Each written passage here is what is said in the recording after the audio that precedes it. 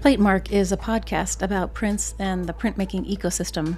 In every episode, we'll hear from people who occupy various roles in that ecosystem. I'm your host, Anne Schaefer.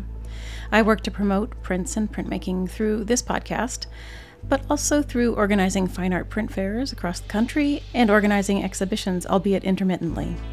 The goal of the pod is to demystify the world of prints and printmaking, which can be technically challenging, and to demonstrate the range of opportunities to work in this charming corner of the art world.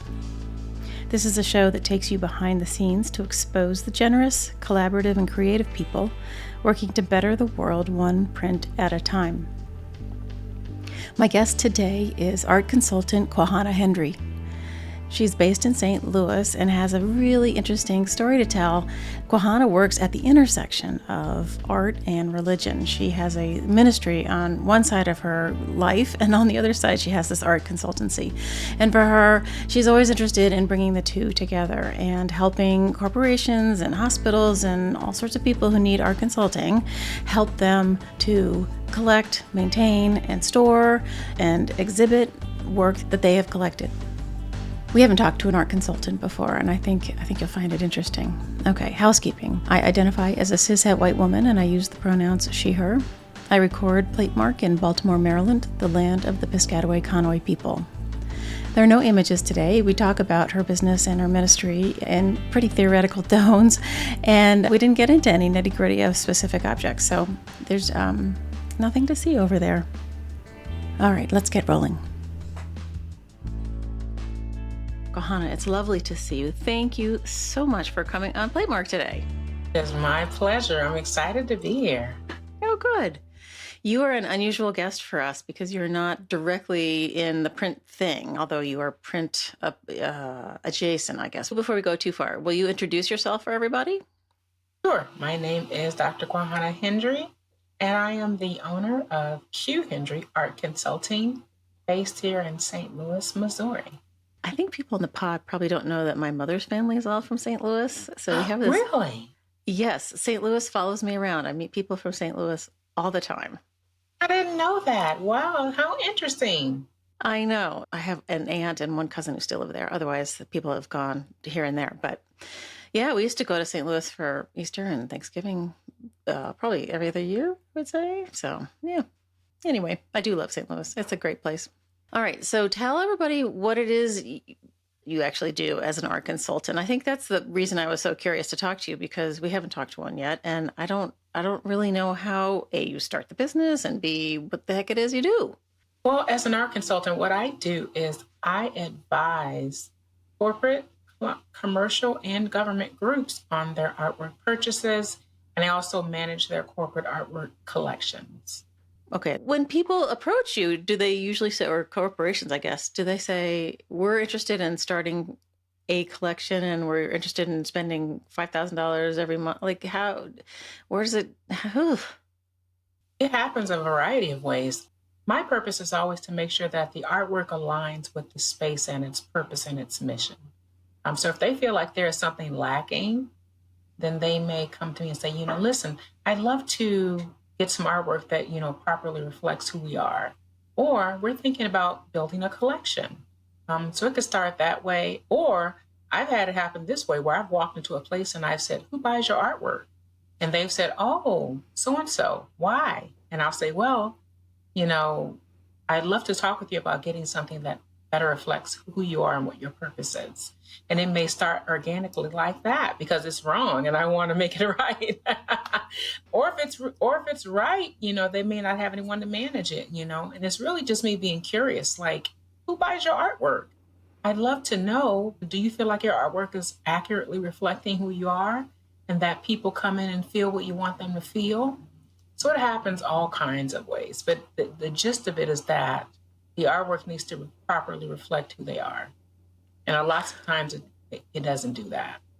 Right. Well, and they also have to buy into the idea that it should reflect who they are. Yes, exactly. Right? So yeah. A lot of what I do sometimes is being a bit of an art therapist and just letting them know that it's okay to spend money on art. It really is okay. You're not being frivolous. You're not throwing your money away. You're actually making an investment. Art does appreciate in value.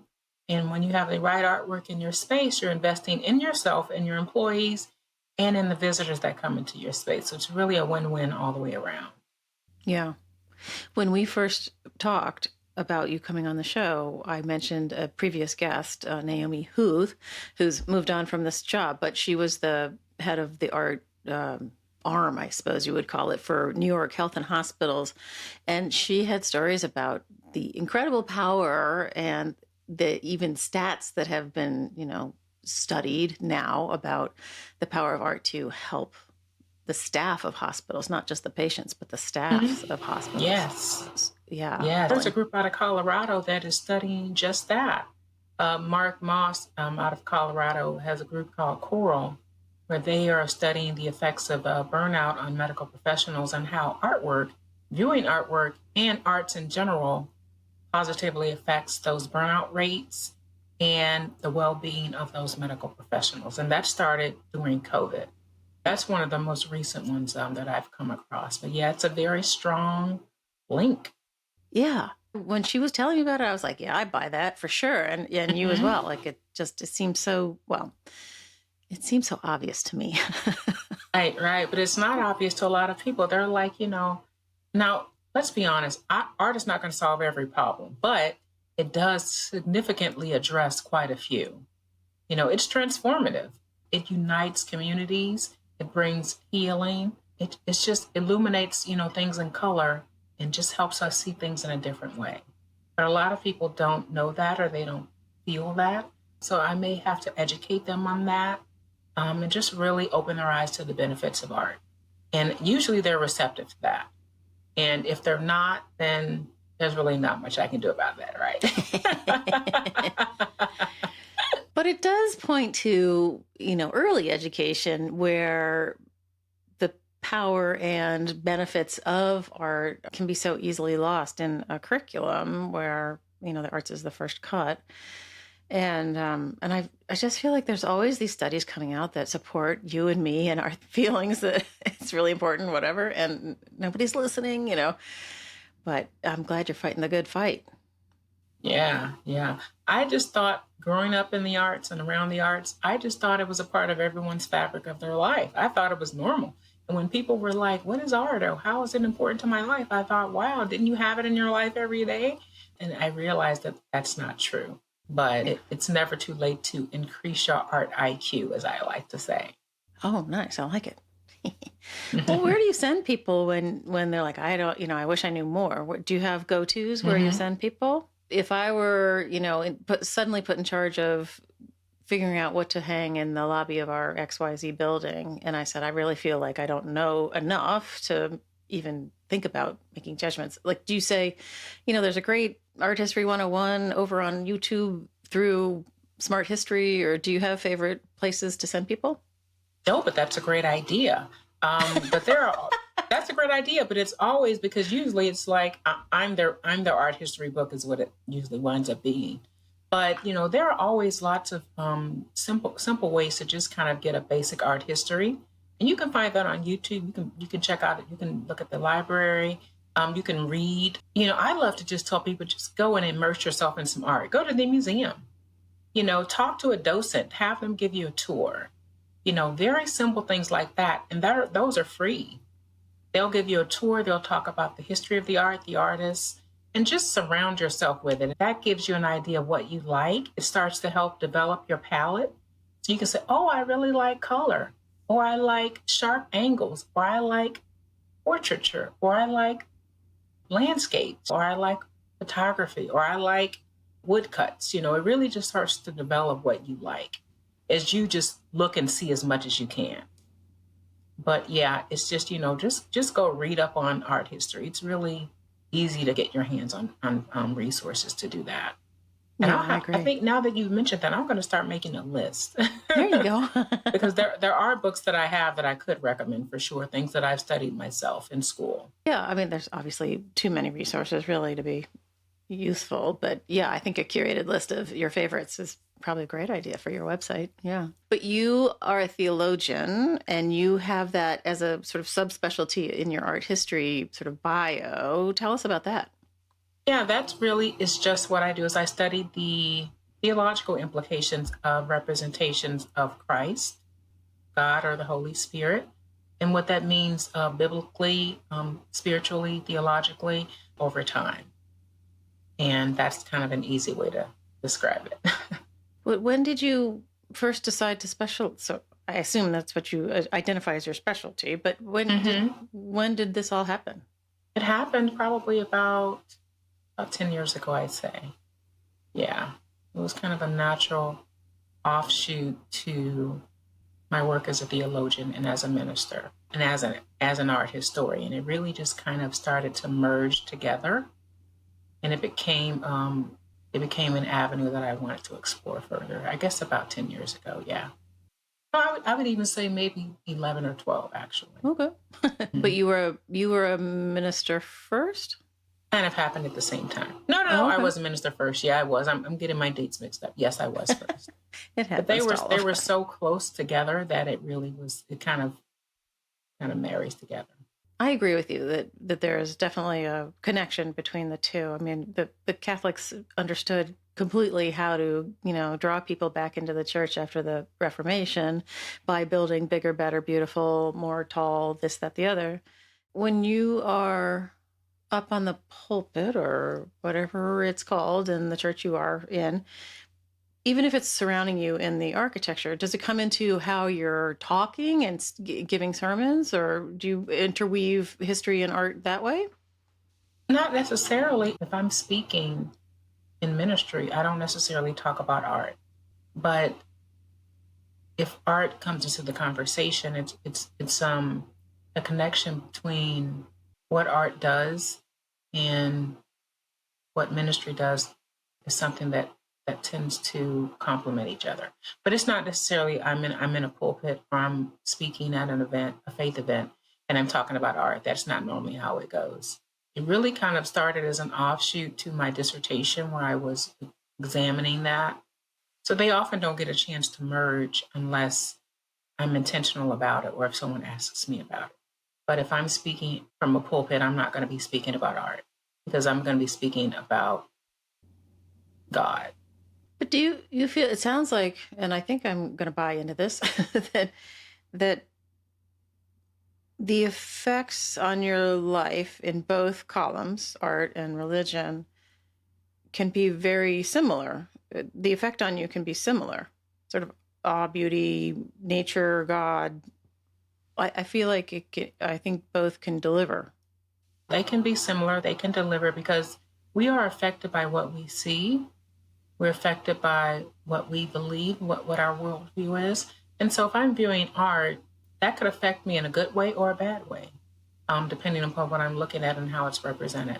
In terms of religion, my thing is always to base your faith and your opinion about God on the Word of God. If that is the basis of your faith, if the Bible is the basis of your faith, then you should base your faith upon that, not what you see represented in a painting. Because what you see in a painting is going to be representative of a human that depicted God rather than the Word of God, which is from God. You're on the Reformation end of things, that you should have a personal relationship without the intercessor of the church. You should have a personal relationship with God, yes. Now, the church does have its place, of course, because, we do want to congregate with believers. We do want to congregate with other Christians and people with faith. We do want to congregate with them. So the church definitely has a place, for sure. But we do need an individual relationship with God, first and foremost, because that's going to dictate how we walk our lives out, how we operate and purpose, how we do the things that we feel that God has called us to do, whatever that may be, in business, in ministry, in life, whatever that may be, that comes from that relationship with God. For me, God is the head of me. Christ is the head of me. And so my life is dictated by what I feel God has purposed me to do, meaning that my decisions and my actions are led by my relationship with God. It seems like, in my mind, when I think about relationships with God, and maybe I should say out loud that my mom was Catholic and we were raised in the Catholic Church until I was about 10 or 11. And I think that was, during sort of Vatican II, and she pulled us out of that church and we started going to a Unitarian church. Much more sort of kumbaya, you're okay, I'm okay. For what, better or worse. Mm-hmm. But it feels like, to me, you have to be pretty in tune and not only deep thinking about yourself and your life and your purpose in life, but also open to possibilities and opportunities if you're a follower of Dr. Hendree. Which I like. I think that's really powerful. But it does require us to be active in our own faith, I guess it is, which is what you're advocating for, right? My advocation is always to have a relationship with God, because they're not going to be following me. They're going to be following God because their relationship is with Him. Meaning that their worldview should be based upon their relationship with God, not their relationship with me. Because I'm an imperfect human, right? And if I believe that God is perfect, then of course I'm going to be led by the perfect God rather than an imperfect person, if that makes sense. Sure. Is the belief widely held that God is perfect? Yes. Okay. Even with the sort of disasters and things that, people are always like, how could God let this bad thing happen to me, Yes, God is perfect, but as human beings, He has given us free will. And when you have free will, you can make decisions that are not good, and those have consequences. That doesn't change the fact that God is still perfect and good. It just means that we are imperfect and we sometimes aren't good. It doesn't change who He is. Okay. But we have the opportunity to make good decisions, and we have opportunities to make bad decisions. And any decision we make has a consequence. So, and that includes me. And I try to make good decisions, and lots of times I don't make great decisions, and there are consequences that I have to deal with like everybody else. But it's always my desire to make a decision that is pleasing to God and that is good, not only for myself, but for the people who I come in contact with. Because it's always my desire to show the love of God to somebody else. Even if I disagree with them, even if I don't like them, my desire is always to be kind to them and loving to them to the best of my ability as an imperfect person. I've always believed that religion was a way of organizing communities, right? And promoting good citizenship, right? Could be. Yeah. That could be, that's an offshoot of it, sure. Mm-hmm. Yeah. Because I feel like in our present, fewer and fewer people are attending church, and mm-hmm. I, even though I don't any longer attend church, it does feel like there is sort of this whole organizing principle about community is dissolving, and it's not for the better. God developed us to be in community because it's, I feel like we are, and I feel that, the Bible supports this and God supports this, that people are better together.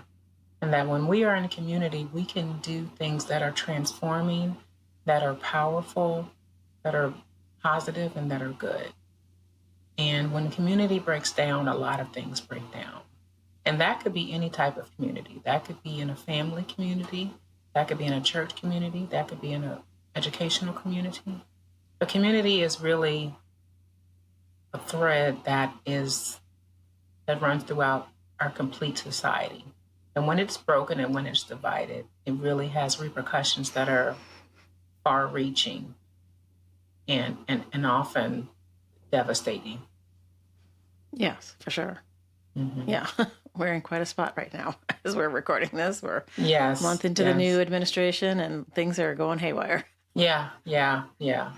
It's those things can be very disconcerting. Yeah, for sure. Yeah, we're having a hard time watching it over here. I have lots of federal contractors in my life, and everyone is, ready to be fired. Yes. My faith helps me to not be in fear and helps me to be confident that at the end of the day, good will come whatever shape, form, or fashion that may happen. You're doing better than me. Well, it's intentional. I have to be intentional sometimes. You have to be intentional about, keeping that posture. Sometimes it's hard to do. But if I'm intentional about it, then I'm able to do that. Okay. All right. Feeling pretty helpless over here. Like there's not, it's so out of our control, really, in the end. But that's one of the good things about art is that when you look at art, it helps. It increases your feelings of well-being. So I can go to an art museum and sit for hours, and that helps my mood. That lifts my mood. Nothing has changed in the world, but in that moment, my mood is shifted because I'm seeing something that's beautiful that means something to me.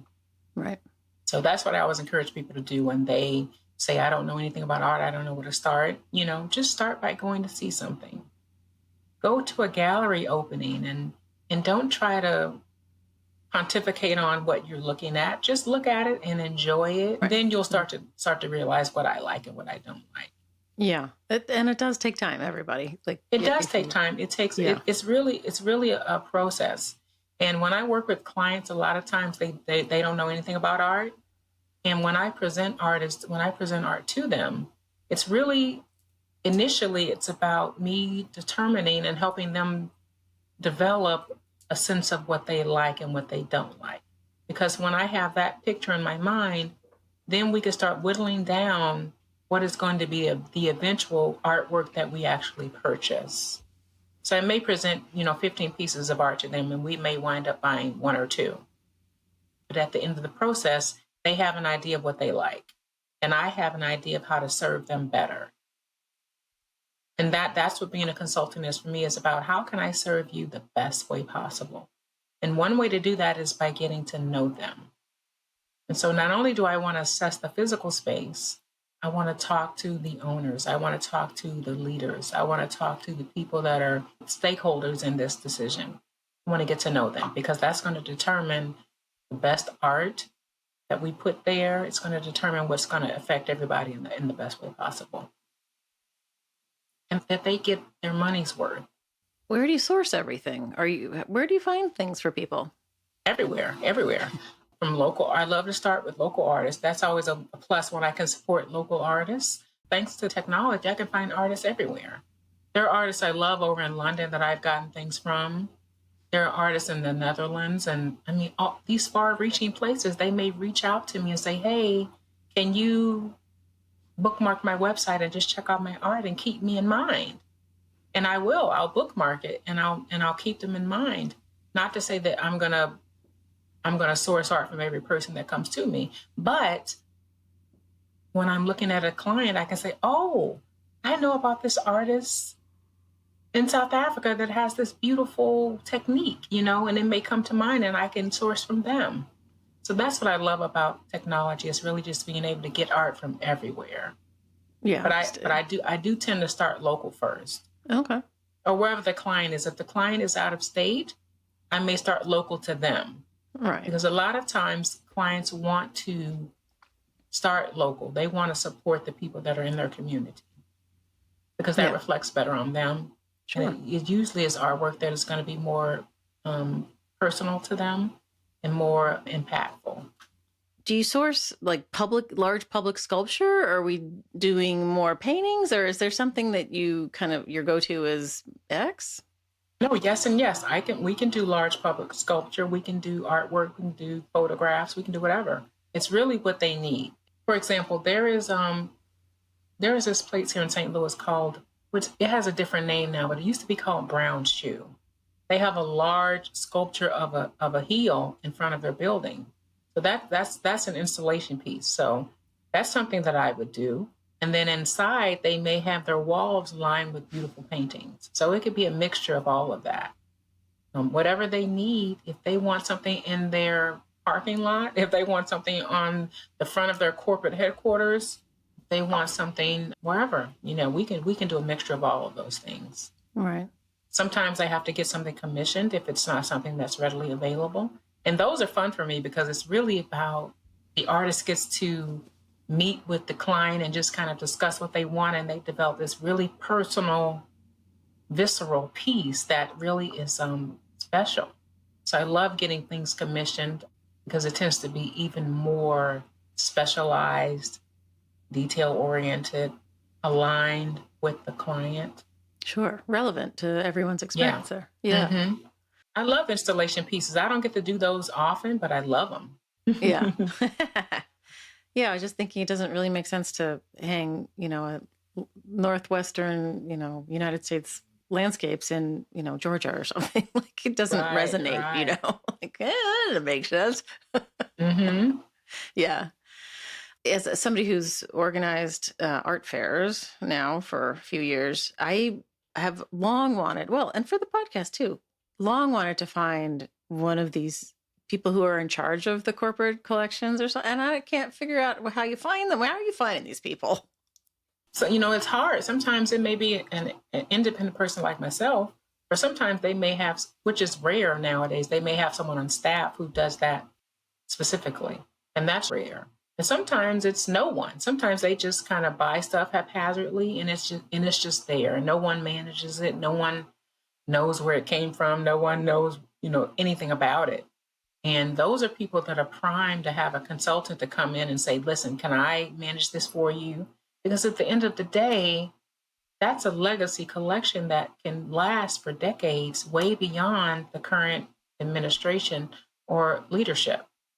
And they can do things with it if it's managed properly. We want to make sure it's safe and being conserved properly, that it's being rotated for visual interest, that it's being cleaned, and that it's safe. And lots of times it's no one. And that makes me sad because lots of times things are getting damaged and that hurts me. Yeah, I don't like to see stuff damaged or not cared for. I used to work in conservation of art. And so I got to see firsthand what happens when things are damaged and not properly cared for. And I didn't know much about it before I did that. And so it really has kind of shaped my view on what I look at now and how things are cared for. Yeah, absolutely. I was telling somebody, forget who, on the pod, that when I was in graduate school, there was a conservation lab nearby that we went to visit for class one time. And there was a conservator working on some very large, modern, 60s, 70s kinds of abstract paintings. And this giant thing was leaning against the wall. And the bottom, I would say maybe foot and a half, was clearly, visibly grimier than the rest of the pictures. And the conservator told us, it was Tom Branchick, he told us that the people who had it hung in their house had a little dog. And the impasto on the paint was perfect for scratching his back. And he would just walk up and down the painting. Oh my goodness. Oh, that makes me sad. Oh, poor doggy, poor painting. Oh. Right. But when you're living with art, like you should be able to live with it, right? Like so, You should, yeah. Yeah. Mm-hmm. That's a tough one. But yeah, I would hope that they would have something elevated off the floor where the dog couldn't do that. Was it just laying on the wall? No, it was big enough to be almost floor to ceiling, and so it was one of those giant, Pollocky, drippy sort of something. Yeah. Oh my gosh, yeah. Yeah. But life happens, right? Right. You can't crowd with spilled milk, but yeah, we really want to make sure that we care for things properly, but that doesn't always happen. And a lot of new corporations now, more so than the last, I would say 10 to 20 years, they are starting to realize that they want to care for the things that are visually displayed in their buildings. And they used to do that years ago. When I was a child, I knew a corporate art buyer, and you don't see those anymore. Okay. And for a while, there were none. But now I'm seeing as consultants are becoming more prevalent, I'm seeing more corporations that are really caring about the artwork in their buildings and really putting thought into what's displayed and how we can care for them better. And they can certainly get in contact with me if they need me to do it for them. I would love to help them. I feel like in my memory, there were corporate curators of like the Chase Bank collection and whoever else. Yeah. Mm-hmm. And I don't think I knew it had waned off like that. Yeah. But now you've got all these corporations that are, going all remote and nobody's got commercial real estate anymore. Like it's everything's shifting. Everything. True. It really is. It really is. And one of the things about art is that even if you're remote, your employees can have art displayed in their home offices that are consistent with the corporate personality and mission. Doesn't have to be big, doesn't have to be expensive, but there can be some consistency across the board of what they can have displayed in their office. Just so that when I'm in my office here in St. Louis and you're in your office there in Massachusetts, we're working for the same company. We have the same mission in front of us. And there are ways to do that with art. And so there's always opportunities to do something that is unifying for a company or for a group. I find the whole business end of it really fascinating. I've always have, I don't think I ever planned to be a corporate curator, but it sounded intriguing to have sort of unlimited monies to buy things and not that many people telling you what you can and can't buy. And that seemed sort of ideal to me. I love that they used to really designate resources for artwork. And they don't do that as much now, but I see that they're starting to because they're realizing that art is an investment, that it's okay to buy it because it is an investment. Not that we're going to sell it, but that we are making an investment in our company, in our employees, and in the community that we serve. Right. And the more that they have that mindset, the more that they will allocate resources toward artwork. And the sooner in the process they can do that, the better. When there are these new buildings that are going up, when there are these renovations that are happening, the art consultant like me needs to be in the budget immediately. The sooner I can get in there, the better it will be because everything will be in alignment. Because the farther I am in that process, the less likely they are to designate resources towards me or even divert resources towards me. Even if they have it, they're going to be like, oh, no, our designer can do that. But a designer is not an art consultant. A designer is something different. I'm going to give you curated, bespoke, aligned artwork. And if that's what you don't want, then that's okay. But if that's what you want, then that's when you want to bring me in. But it's hard to come in late to the game and try to get a foothold in the artwork that's being chosen. It seems like the obvious place where art consultancies can be super useful is in the hospitality industry and in healthcare, hospitals and places where people actually are. Especially with me, I can see around me, there are lots of buildings going up, the Veterans Administration. There are lots of buildings going up with hospitals expanding and renovating. There are lots of corporate headquarters that are restructuring and moving into the area. But there's always these opportunities to be impactful in art. But like you said a moment ago, it's hard to find those people who can say yes. Who's the person that can say yes? That's hard to find sometimes. A lot of times that's my dilemma as a consultant is finding that person that can say yes. Right. Usually it's, I don't know who bought the artwork. I don't know who does it.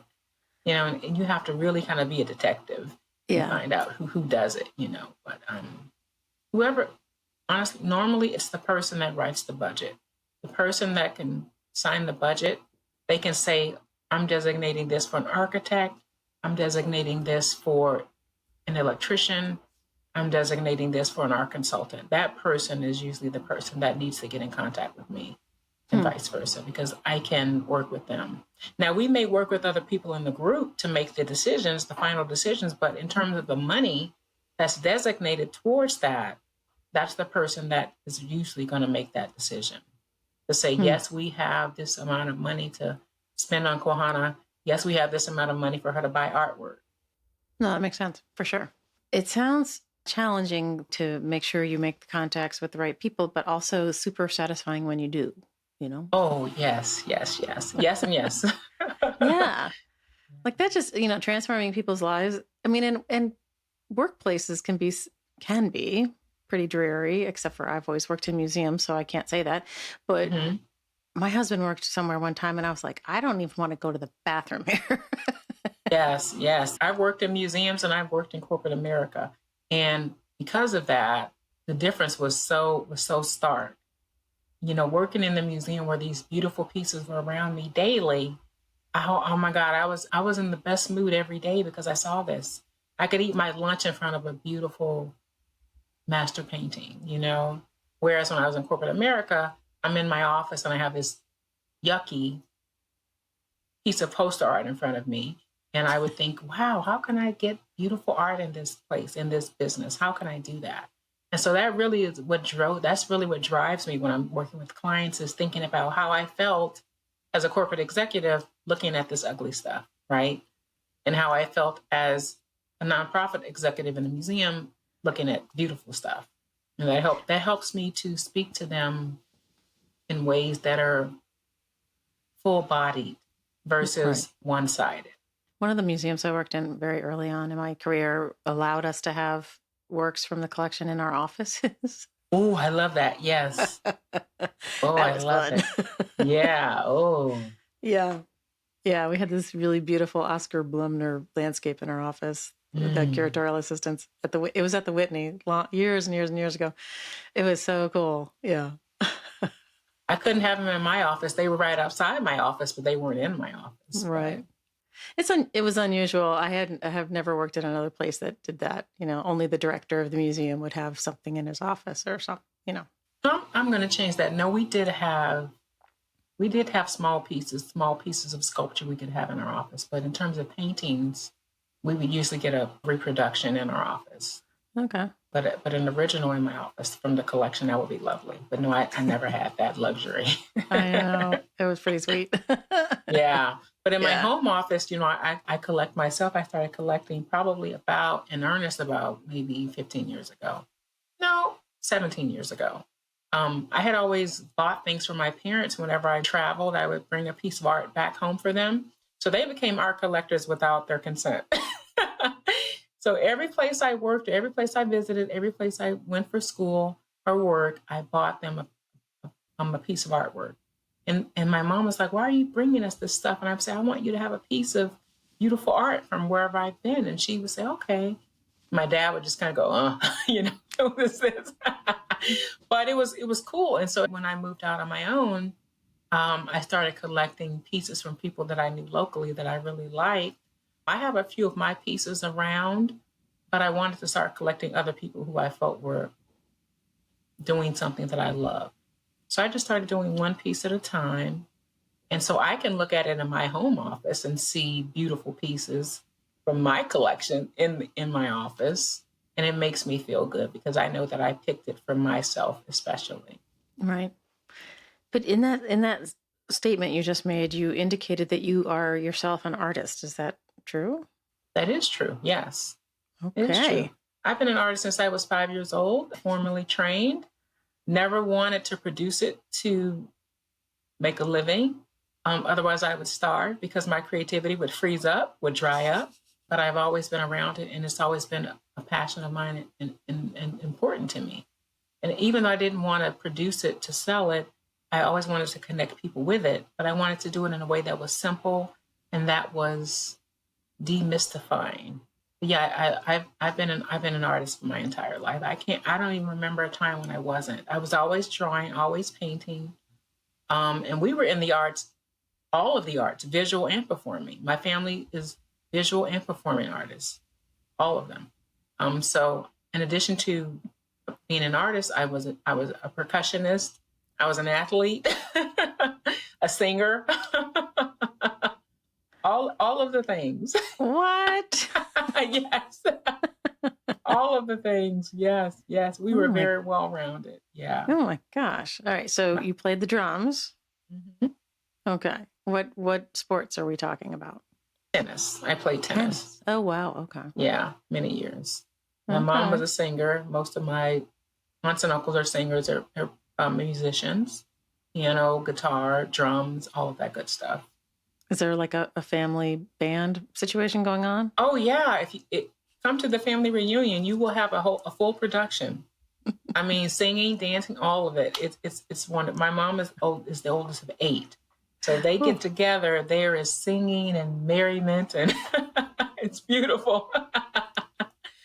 Yeah, I love. Yeah, art is just so special to me, and I love connecting people with it and just helping them find that art that loves them, that speaks to them. That really just kind of makes me feel really good. Yeah. for a hot second, I thought about going studio art in college, and I was like, I don't need that end of it. So dropped it. And, but I really loved art history. And I'm sure I've said this on the pod before, because it was a way to trace human history, but not through war and pain. And I mean, there's sometimes pain in art, but for the most part, it reflects our cultural development over time in a much more positive way. And that's a great way to think about it. That's a wonderful way to think about it. Yeah. That's why I did it. That's awesome. I didn't even think, wow, I learned something from you today. That's great. Lots of things. I mean, you've given me so many ideas today. That's great. Oh, good. Excellent. Yeah, it's creativity is, I think, just about the very best thing about being human. And aside from our opposable thumbs, is the thing that separates us from, the animal kingdom. And then I always have said that it needs to be nurtured and honored. And, this is not something to squash because you feel like it's, going to save you some dollars in a school budget. Like, it's very important kinds of thinking, and that the students who go through art school have a different kind of brain, and one that's incredibly important because it is a problem-solving brain, and it's a whole different thing, and it's critical. And it just makes me nuts when school systems drop the arts. Yes, I don't think you can have one without the other. Like, academia is very important to me, but art is just as important, because you can't have one without the other. When you are disciplined in art, this is documented. It helps you with your reasoning, your deductive skills, math, science. All of those things are impacted positively when you are participating in the arts. Think about the discipline that a pianist has to have when they are practicing hours every day. And think about how that translates to art and science. Think about art history and how that translates to English composition. All of these things have a mirror that is impacted by what they do in the arts. And that's documented. So like you said, when I see those things being cut, it infuriates me, because it's necessary. It's necessary. I would hate to see what my life would have been like had I not had all of these arts available to me every day. Yeah, because it was in my school all the time. From kindergarten through graduate school, it was always there. Yeah, me too. Not to say there weren't times when things were cut or things were in danger of being eliminated. There was always a way that they came full circle and came back to us. So I really think it's important that those things remain.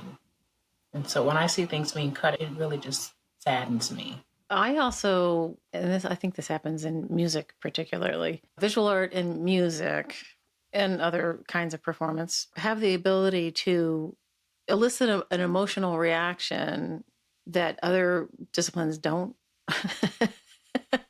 But I also love that music, to my mind, is kind of the pinnacle, because it's mathematically based and very regimented and structured, and yet it can go off into this emotional place that can be hair-raising, and also it's ephemeral. It's like it's magic when it's right. Exactly. Yeah. Music is it produces a response in you that is unparalleled. And so there was always music in my house, and so so when I hear certain things, when I hear certain music, it evokes this memory, from childhood, or oh, we were doing this at this time, or blah blah blah. Just like I'm affected by what I see, I'm affected by what I hear. And so that's why I'm always mindful of what I see and what I hear, because I wanted to produce something that is positive and good. And like you said, it is a representation of what's happened over time. Yeah. In a way that is colorful and undeniable. Well, and hopeful. Yeah. I guess that's really what creativity in my brain parallels to. It gives me, and I think you, and hopefully other people, hope. Hope that the human mind will get out of its own way, and societies will understand that they need to be cooperative and not combative, and and that creativity is the celebration of the very best of us. When we get in touch with our creativity, we're getting in touch with the core of who we are. And I think that's wonderful. And if I can help someone do that, that makes me feel great. Yeah. And lots of times that's what I'm trying to do with my clients. And when they get it, it's so special. It's so special. It's almost like you have your consultant services are beyond, let me source some work for your space. It's like a spiritual awakening. Like I said, I'm trying to increase the art IQ. And so it's about building those relationships. And so we become friends sometimes because it's just, wow, I've gotten to know their color palette. We've gotten to, put something in their space that's very personal to them. And so it really just, it evokes a lot of emotion. So it can be an awakening. Yes. Yeah. Yeah. So it's fun for me, even though I'm a therapist and a detective all in one. At the end of the day, it's really satisfying and it's really fun. Oh my gosh, it's amazing. I'm glad we were able to dive in and dig in. And is there anything coming up in the immediate future that you want to share with people, or should we wrap it up? I wouldn't say so. I am just gearing up for we're about to be in March, so I'm gearing up to really just get into some projects with some clients. So there's always space in my roster to add clientele. So I'm always open to doing fun things. It'd be neat to kind of do something that you talked about, getting some public art out there. That'd be neat. I'm multi-certified to subcontract with the government. And so I'm hoping to ramp up that part of my business. So maybe that'll be some good things that'll come out of it. Yeah. I have a lot of military in my family as well. So that'd be neat to kind of do that, to honor them in that way. I'm just looking forward to having a good year, partnering with a lot of great clients and getting some wonderful art out there. I'm not great at being consistent with my social media presence, but usually when I do something big, I'll put it on there or the website. I have a newsletter that goes out quarterly. I have a blog that goes out usually monthly or bi-monthly. Social media is usually consistent every week or something like that. So people can always kind of follow me to see what's going on. Right. But I'm always open to what's going to happen. The good stuff is going to happen. Right. It sounds like good things are coming your way. It's really. I hope so. Yeah. No, I'm really. Yeah. I'm so pleased we were able to connect and get you on the show and me too. Talk through some of these things, because I think we dug in. We did. We talked about religion and everything. That was unexpected. Yeah, that's awesome. I'm so glad that I was able to connect with you. I hope it was beneficial to you and your listeners, and it was my pleasure to be here. And you're easily findable on the web. As long as they spell your name correctly. Yeah. Well, my last name is pretty easy to spell. And when you're looking for my business, just use my first initial, Q Hendree Art Consulting. It's super easy. You can't not find me. All right, good. All right. Well, thank you for coming on the show. It's been really a pleasure. It's been my pleasure. Thank you so much for having me.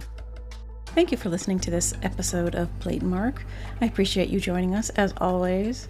And a thank you, of course, to Quahana for being my guest today. Thanks, Quahana. And as usual, thank yous go out to my team, Dan Fury of Extension Audio for being my sound guy. Thank you, Dan. And to Uncle Michael Diamond for the use of his original music. And lastly, one to Skip Barnhart and Lee Turner for sending me sounds that make up the intro and outro of every episode. As I said at the top, there are no images to take a look at today, so you don't really have to go over to platemarkpodcast.com, but you could go over to platemarkpodcast.com and hit the support and donate button for me and help me keep the lights on. All right, I think that's it. We'll see you next time.